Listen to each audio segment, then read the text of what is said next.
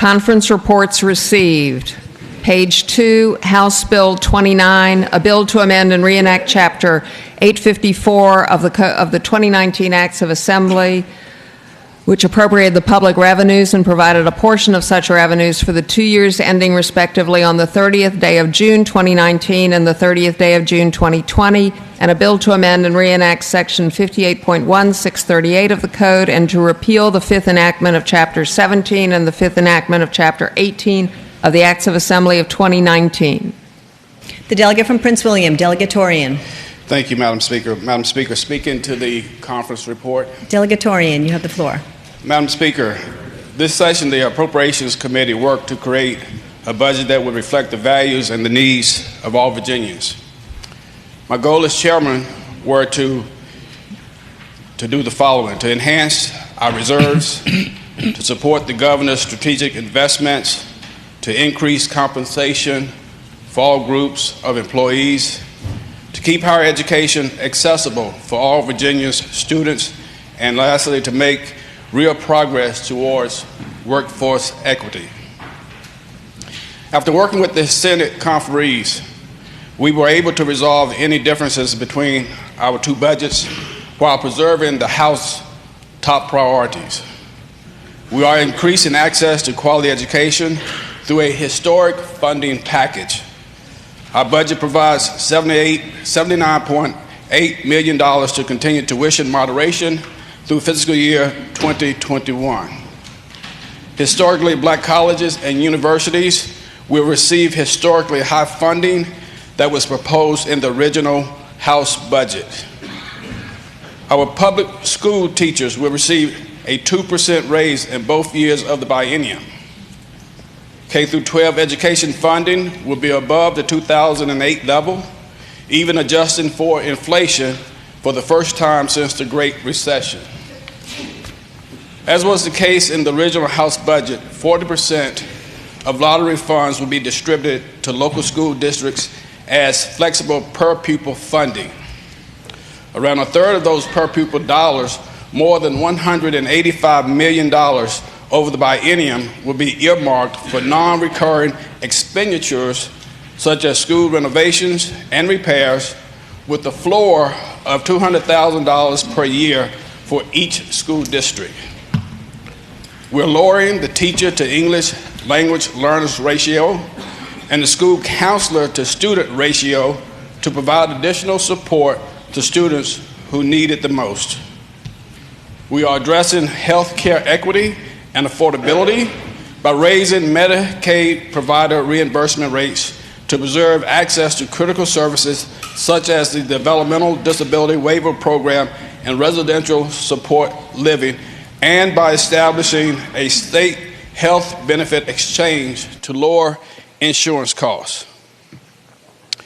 This budget also creates a Medicaid adult dental benefit and extends Medicaid coverage through 12 months postpartum.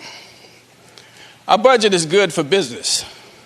It provides $34.5 million in 2021 and $30 million in 2022 to support Go Virginia and its efforts to promote regional economic development. It establishes the Virginia Innovation Partnership Authority to support research and startup programs.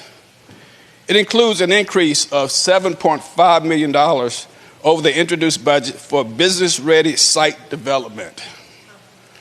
Our budget includes $70 million to expand access to critical broadband services in unserved regions of the Commonwealth. And this session has shown historical progress for labor rights and workplace equity in Virginia, which is reflected in this budget.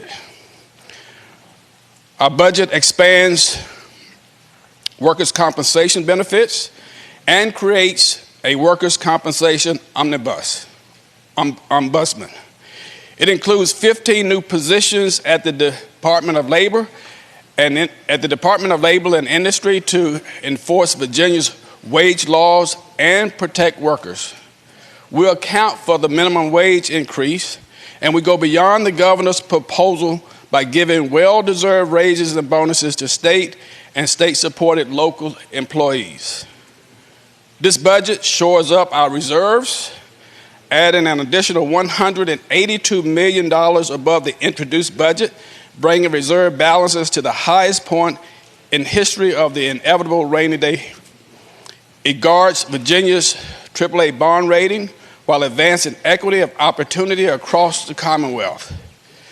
In these ways, it meets our goals for the people of Virginia. Madam Speaker, at this time, I move adoption of the conference report.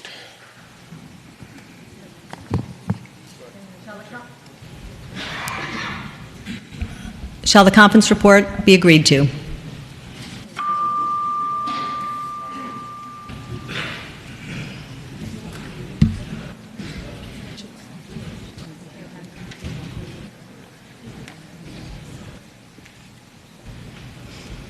The clerk shall close the roll. Ayes 70, nays 20, abstentions 0. Ayes 70, nays 20, abstentions 0. The conference report is agreed to. Page 3 of the calendar, House Bill 30, a bill for all appropriations of the budget submitted by the Governor of Virginia in accordance with the provisions of Section 2.2-1509 of the Code of Virginia, and to provide a portion of revenues for the 2 years ending respectively on the 30th day of June 2021 and the 30th day of June 2022. The delegate from Prince William, Delegate Torian. Madam Speaker, I have addressed HB 30, and I move adoption of the conference report. Shall the conference report be agreed to?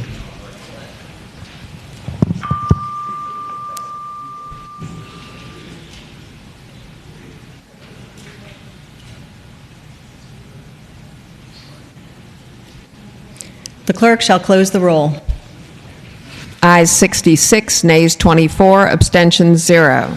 Ayes 66, nays 24, abstentions 0. The conference report is agreed to.